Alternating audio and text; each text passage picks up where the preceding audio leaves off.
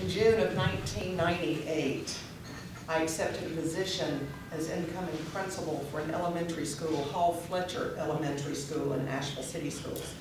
Hall Fletcher was always a very special school to me, and I jumped at the opportunity to move from our district central office to accept that principalship. My own daughter, who at the time was an incoming fourth grader at Hall Fletcher, had been a student at Hall Fletcher since kindergarten, and I had a lot of respect for the faculty and staff at that school. During a transition meeting with the exiting principal, I had inquired about the results of that year's academic standing in terms of the proficiency rating of our standardized testing in North Carolina. The principal looked at me and she said, "It's not good. It looks like we're not going to meet our expected growth again this year. But at least we're not over 50, but at least we are over 50% proficient." Now what's important about that statement is that at that time in North Carolina, to be deemed a low-performing school, your students had to score less than 50% proficient. Well, Hall Fletcher, as the principal proudly announced, was 50.2% proficient. And then she looked at me with all sincerity and she said, "Get used to it. It will never get any better than this." Well, that hit me just like someone had kicked me in the stomach, because I was not just the new incoming principal. I was a parent of a child in that school. And in essence, that principal had written my child off just as she had written off every student in that school. And I thought to myself, by God, I'll show you. And you know what? We did show them. Let me tell you a bit how we did that. Number one, we didn't change out the students for other students in the school. That school still was 78% African American. It had a low socioeconomic level of better than 85% as measured by free and reduced lunch status. We served 9 federal housing projects. You know all of the excuses that educators make of what schools can achieve. We met all of those excuses. But we began exploring the school development program as a model for total school reform and began following the guiding principles that Dr. Comer just spoke about, those principles of no fault, collaboration, and consensus building. We did that in order to build a very strong foundation of strong relationships with all of our stakeholders, perhaps the most important piece in that model. And those were the stakeholders of students, parents, faculty, staff, and community.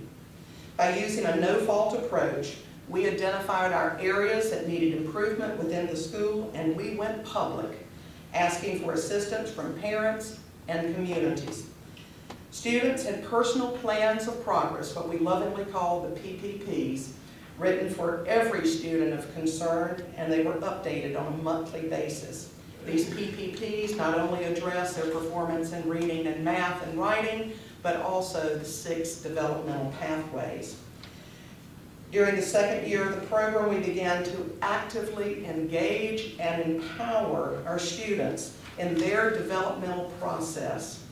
And we did this by our intentional and specific instruction of the 6 developmental pathways. We wanted our students and their parents to know what each pathway looked like, what each pathway meant to us as a student, as a community member, but more importantly, as a human being. And we call this strategy simply Comer in the classroom. Our teachers were intentional in weaving the developmental pathways into all areas of the curriculum. Bulletin boards all around the school exhibited strong connections to each of the 6 developmental pathways. Our 4th and 5th graders kept journals, tracking their developmental pathway goals, and making weekly entries addressing success towards their goal attainment of that pathway, and even entering adversities encountered within their targeted pathway development. Students were empowered to use "I can" and "I will" statements in identifying and writing about their pathway learning outcomes. Existing programs within our school were aligned with the developmental pathway focus. Our actions were deliberate in making certain all students and parents would not only see us talking the talk, but walking the walk of moving child development theory into action. Kindergarten classes adopted a motto of modeling matters after intense discussions of how their actions serve to model for others what we believe. All around the school, our kindergartners could be heard greeting visitors into their classroom with "Welcome, modeling matters" in our classroom. It was not at all unusual to hear a young 5-year-old kindergarten in our school make a connection to their growth, making good choices along their ethical pathway, simply by saying, "I'm growing in my ethical pathway because I choose to do the right thing." Yes, it is true. Young children can certainly learn and be empowered of what they need to do to help to aid their own progress in their developmental growth.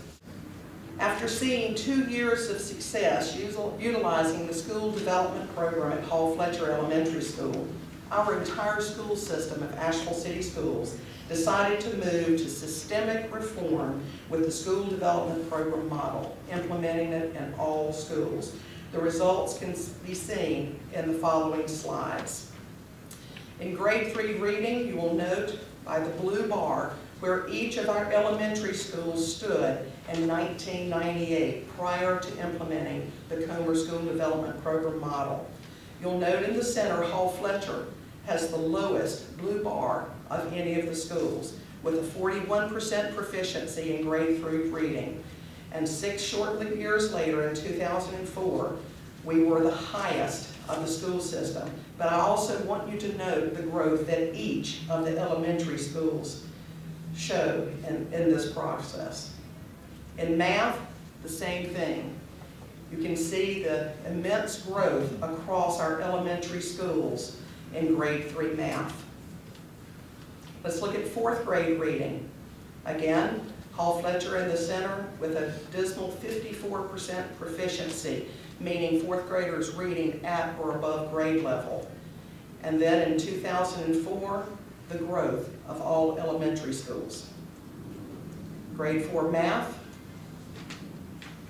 grade 5 reading. This is perhaps what we were most proud about at Hall Fletcher. Not only had we grown in grade 5 reading proficiency from 59%, but at the end of 2004, 100% of our students were reading at or above grade level in grade 5. And as you can see, the other elementary schools where you were with us are very close behind. 5th grade math, the same thing. But let's look at what to me is even a greater achievement, and that's the achievement of our school district in closing the achievement gap of African American and white students. As you can see in grade 5 reading, in the year 1999, there was better than a 40% gap between African American and white students. But in the year 2004, this gap was closed within 6%. And grade 5 math, the same thing.